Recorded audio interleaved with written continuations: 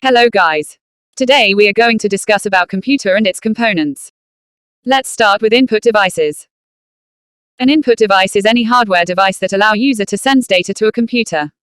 Some examples of input devices are as follows: joystick, keyboard, and mouse. Output devices. An output device is any hardware device used to send data from a computer to the user.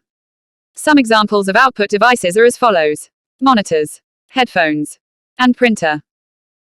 Since CPU is called brain of the computer, let's start with CPU cabinet. A computer cabinet is an enclosure with fitted, fixed or removable side panels and doors.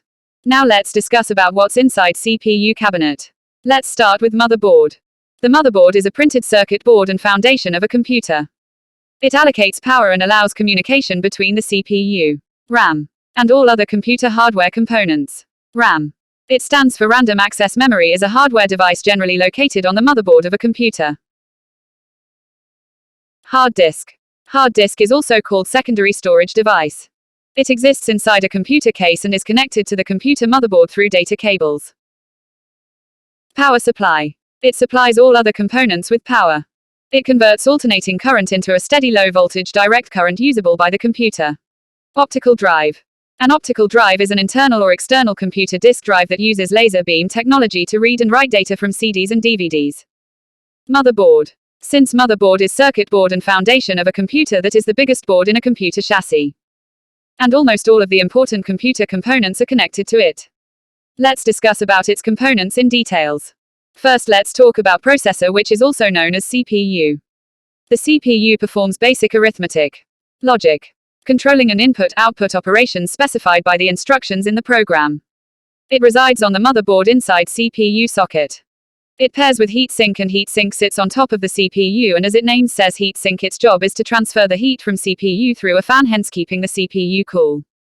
Now let's move on to RAM, which is also known as DIMM, memory module slots.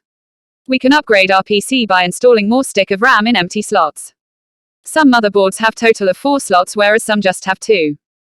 There are slots called bus slots. These are used to add more components to expand computer capabilities, such as adding a video card, also known as graphic card, etc. Now let's talk about data cable port. IDE cable ports. They are also known as ribbon cables. Mostly they are used to connect hard drive to motherboard. SATA slots.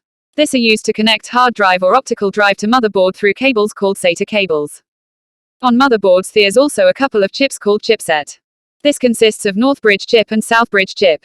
North Bridge chip acts like a middleman between CPU, PCI Express bus and memory. And South Bridge chip connects things like standard PCI slots, SATA connectors, USB ports and so on. So in order for CPU to communicate to things connected to South Bridge chip, it have to go through South Bridge chip. Motherboards also have several input-output interfaces. The most common interface on the motherboard is USB. USB stands for Universal Serial Bus. A motherboard have several USB interface because there are so many different peripherals that use USB interface, like mouse, keyboard, external camera and printers, etc. Thank you for watching.